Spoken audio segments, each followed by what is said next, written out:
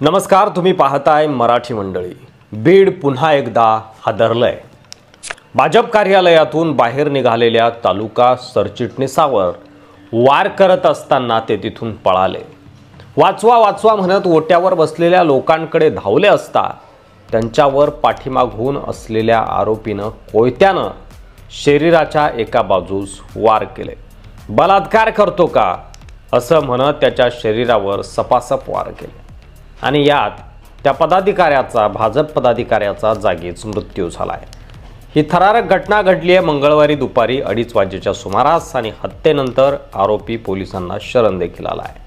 ते घडलं असं की माजलगाव बसस्थानकापासून जवळच असलेल्या भाजप कार्यालयात भाजपचे तालुका सरचिटणीस व बीड जिल्हा लोकसभेचे विस्तारक असलेले बाबासाहेब आगे आपल्या साथीदारांसह बसलेले होते।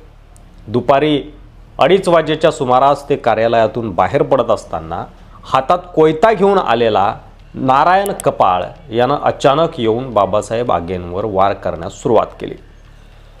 वार करायचे प्रयत्न केले। सकाळपासूनच नारायण हा बाबासाहेब आगे यांचा पाठलाग करत होता। तो भाजप कार्यालयात बसलेला असताना नारायण हा बाजूलाच असलेल्या एका दुकानावर दबा धरून बसला होता।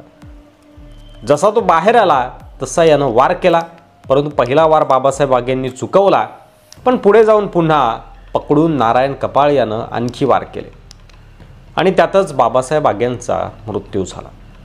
यापूर्वी मस्साजोगचे सरपंच संतोष देशमुख यांच्या हत्येमुळे चर्चेत असलेल्या बीडमध्ये आता पुन्हा कायदा आणि सुव्यवस्थेच्या प्रश्नावर गंभीर चिंता व्यक्त केली जाते आहे। घटनेनंतर त्यांचा मृतदेह रक्ताच्या थारोळ्यात बराच वेळ पडून होता। या घटनेचा व्हिडिओ सोशल मीडियावर मोठ्या प्रमाणात व्हायरल झाला असून त्यामुळे संतापाचा एक उद्रेक समाजामध्ये निर्माण होतोय। या घटनेचा तपास आता पोलीस करत आहे।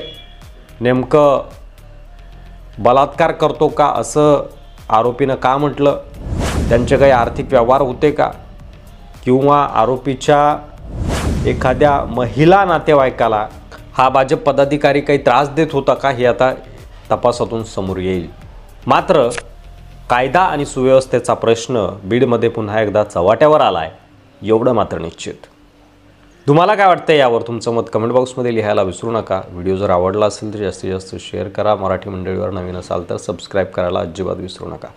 पुन्हा भेटू पुढच्या व्हिडिओमध्ये, तोपर्यंत रजा घेतो। धन्यवाद। जय महाराष्ट्र।